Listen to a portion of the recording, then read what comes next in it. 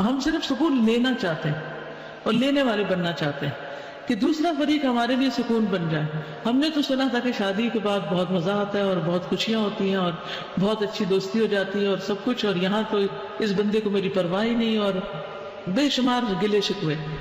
لیکن ہم یہ نہیں سوچتے کہ شادی کے اس رشتے میں بننے کے بعد ہمارے اوپر کیا فرض عائد ہوا، ہمیں کیا ذمہ داری دی گئی. رسول اللہ صلی اللہ علیہ وسلم نے ایک اچھی بیوی کی جو صفات بیان کی ہے وہ ہم میں سے کتنی عورتوں کے اندر ہیں.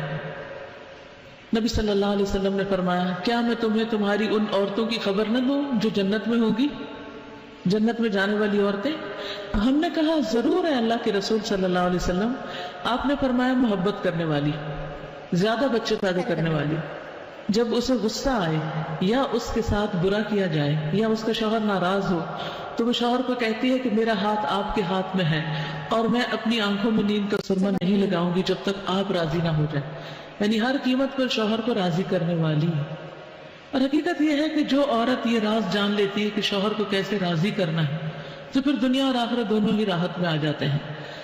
رسول اللہ صلی اللہ علیہ وسلم نے فرمایا، تمہاری بہترین بیویاں وہ ہیں جو محبت کرنے والی، زیادہ بچے پیدا کرنے والی، ہم نوائی کرنے والی، یعنی ہاں میں ہاں ملانے والی، ہر بات میں تنقید نہیں، اور ہمدردی کرنے والی ہوں، بشرطے کہ وہ اللہ سے ڈرنے والی، یعنی دل میں اللہ کا ڈر ہو اور اللہ کی خاطر صبر کر کے یہ ساری قربانیاں کرنے والی ہوں. تو جس عورت کے اندر یہ کوالٹیز ہوتی ہیں پھر اس کا شوہر آخر ہار ہی جاتا ہے اپنی ضد سے اور اپنے ظلم و ستم سے، اور گھر کی فضا محبت کی فضا بن جاتی ہے. اسی طرح شوہر کے لیے بھی ہے کہ وہ اپنی بیوی کے لیے سکون کا باعث ہو. نبی صلی اللہ علیہ وسلم نے فرمایا، خیرکم خیرکم للنساء، تم میں سے بہترین شخص وہ ہے جو اپنی بیویوں کے لیے اچھا ہے. پھر اسی طرح عورت کے لیے خاص ذمہ داری کہ شوہر کے بلانے پر وہ اس کے پاس چلی جائے. رسول اللہ صلی اللہ علیہ وسلم نے فرمایا، اس ذات کی قسم جس کے ہاتھ میں میری جان ہے، جب کوئی شخص اپنی بیوی کو بستر پر بلائے اور بیوی انکار کر دے تو وہ ذات جو آسمانوں میں ہے وہ ناراض رہتی ہے حتیٰ کہ اس کا شوہر اس سے راضی ہو جائے.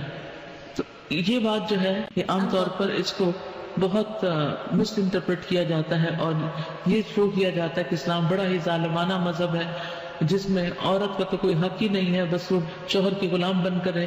نہیں، اللہ سبحانہ وتعالیٰ نے شوہر کے مزاج کو جانتے ہوئے کہ اس کے اندر جس قسم کی آگ ہے اگر وہ ٹھنڈی نہ ہو تو بہت سے فتنے فساد پھیلائے گی، اس لیے عورت کو یہ حکم دیا کہ وہ اپنے شوہر کی اطاعت کرے اس معاملے میں، اور اگر وہ نہیں کرے گی تو گناہگار ہوگی.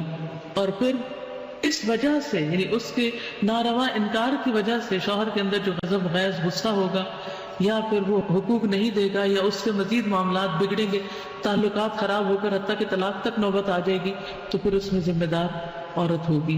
یعنی اگرچہ شوہر کا ظلم وہ بھی اللہ تعالیٰ دیکھتا ہے، لیکن سبب کیا ہے، ریزن کیا ہے، روٹ کاز کیا ہے، اس کو جاننے کی ضرورت ہے.